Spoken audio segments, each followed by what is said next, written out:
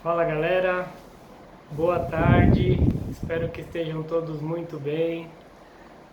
Este será mais um vídeo aí do meu canal e bom, hoje eu vou falar sobre o I Ching, ou o I Ching, que é um livro de filosofia da cultura chinesa, um livro muito conhecido, muito disseminado aí nas culturas que, além da chinesa, foram disseminadas através de teorias, ideais como de Confúcio e outros pensadores.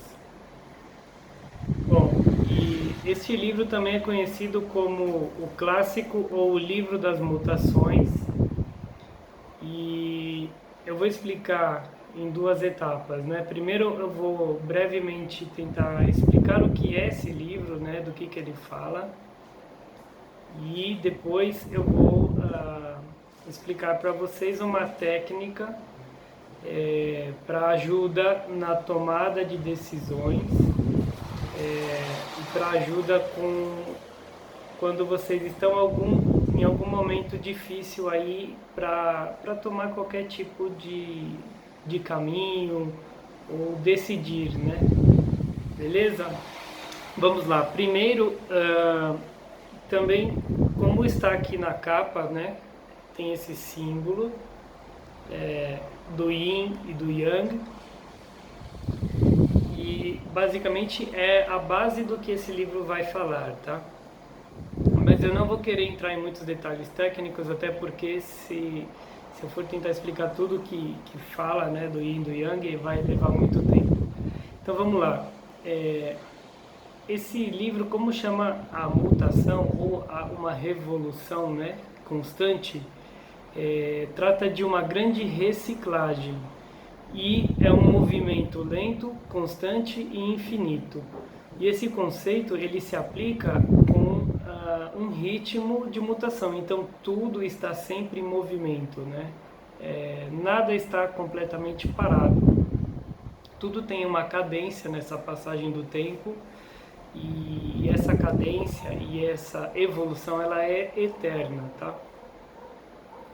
E claro que se você tem o Yin e o Yang, você deve ter uma mistura, uma mescla, e a própria compensação, o próprio movimento constante é que faz com que o Yin vá se transformando, se consolidando, se tornando mais Yang, e o Yang vai se consolidando, se transformando e se tornando mais Yin. E isso acontece de maneira constante, tá?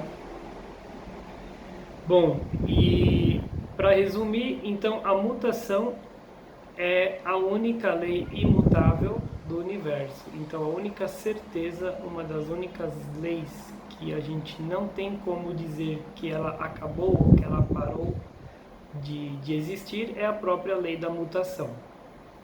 Beleza? Eu recomendo que vocês leiam um livro, claro, para ter mais detalhes, mas o conceito que eu quero deixar claro é esse. Existe mutação, existe transmutação constante, mesmo que você não se dê conta, mesmo que você não perceba, ou até mesmo que você não acredite e não concorde, tá? Uma hora você vai perceber que isso é verdade.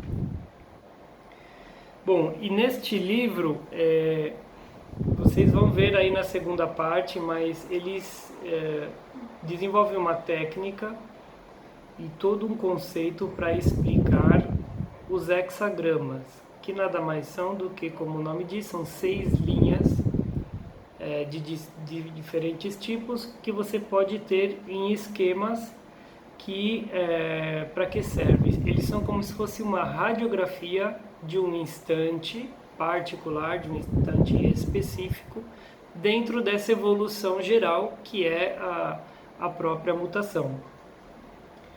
Então, você vai ter o momento que está em vias de passar, tá? Essa mutação ela é vagarosa, mas você vai registrar ou você vai tirar um diagnóstico desse movimento, tá? E esse movimento ocorre na velocidade da própria reciclagem. Então é como se você estivesse tirando uma foto dentro de um filme, mais ou menos assim, tá? Então é uma análise do presente. E o I Ching é uma prática de não predizer o futuro, tá? Mas sim analisar o presente. Então, o objetivo é o presente e não o futuro. Não é bola de cristal. É o diagnóstico e não o prognóstico, se vocês compreenderam. E agora que eu tentei explicar o porquê e para que serve, eu vou trazer um pouco de informação para vocês sobre decisão, sobre o ato de decidir.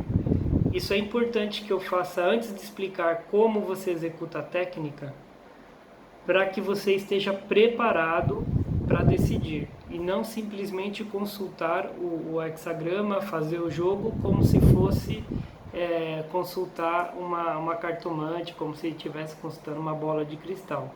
Isso é tudo que você não deve fazer. Tá bom? Então, vamos lá. Eu vou explicar, mas para fixar, vocês têm que lembrar sempre dessa frase. Decidir é cortar.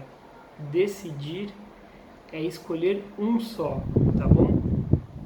E quando você escolhe um só, quando você corta, você não olha mais, você não volta mais atrás. É como se você tivesse uma, duas ou três portas ou janelas para entrar ou para abrir. Uma vez que você decidiu, entrou, não volte para tentar olhar as outras. Isso é o que as pessoas tentam fazer e por isso que ou ela não se decide, ou ela decide e volta atrás e vai no outro caminho e fica no entra e sai e depois quando ela percebe, tá como se fosse numa corrida de rato, né? Tá andando pelos cantos em volta da sala e não sai do lugar e não vai a lugar nenhum. Então, a decisão, ela é um ato praticamente irracional, tá? Ela é um ato instintivo, não é um ato racional. Muita gente talvez vá discordar, mas eu vou explicar o porquê. Mesmo depois de uma reflexão madura, mesmo depois de ponderar, de analisar, de pensar, a decisão em si ela é um ato da intuição, do instinto, tá? Então, e para concluir, ponderar e analisar não é tomar a decisão em si, é preparar a decisão.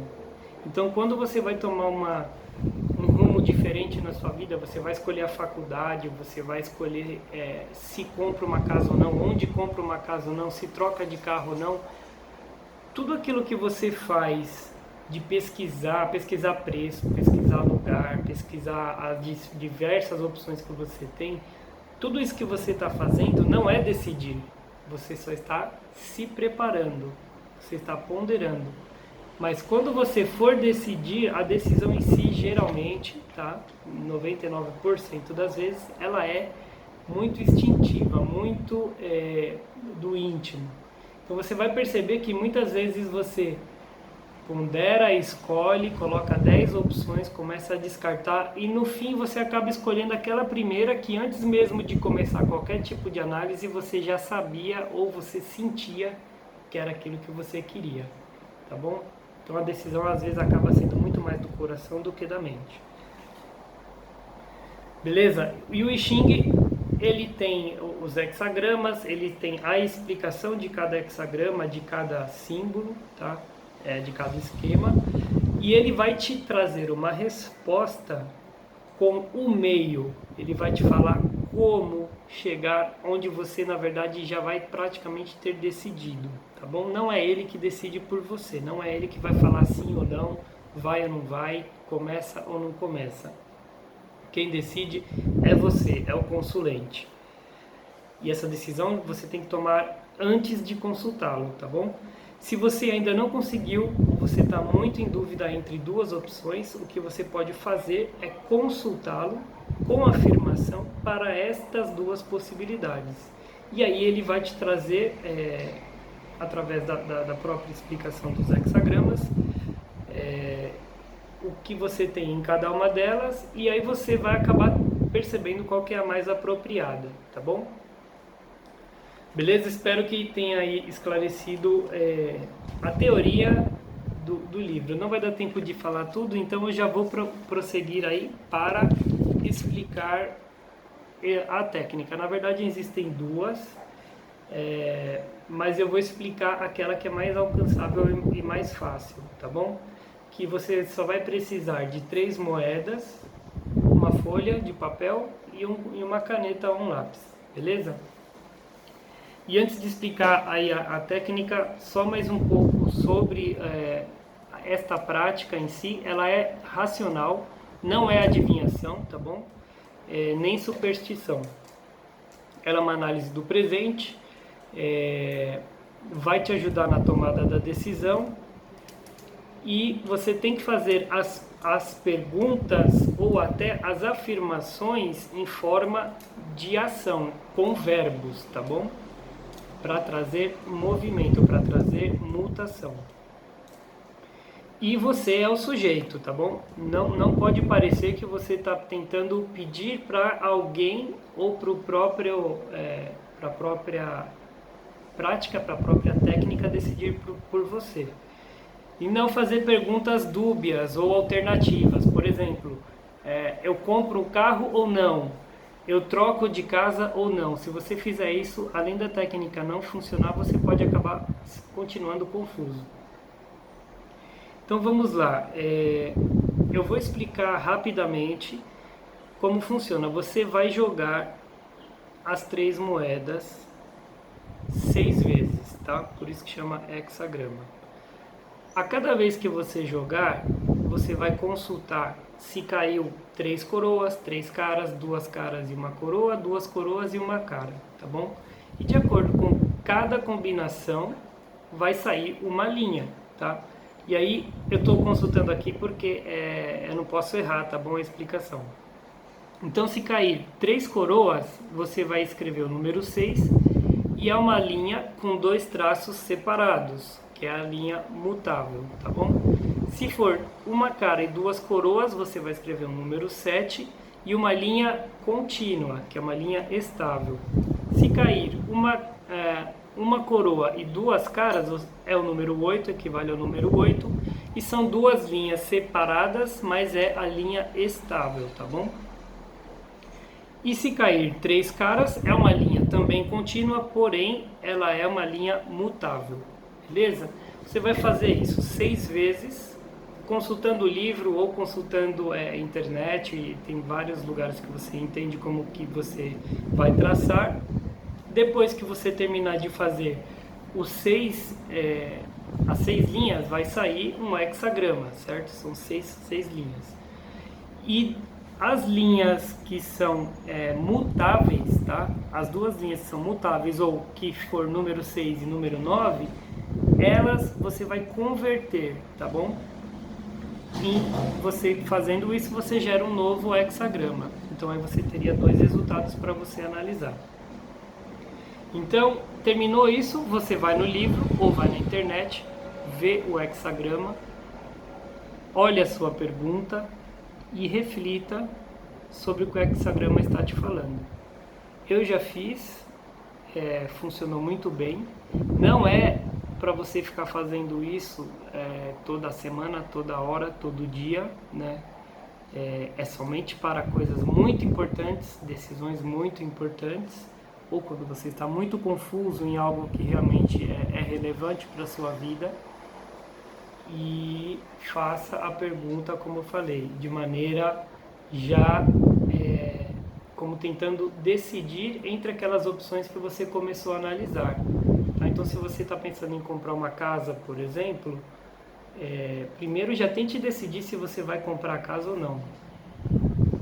E aí, com essa decisão, você já faça uma pergunta: comprar a casa.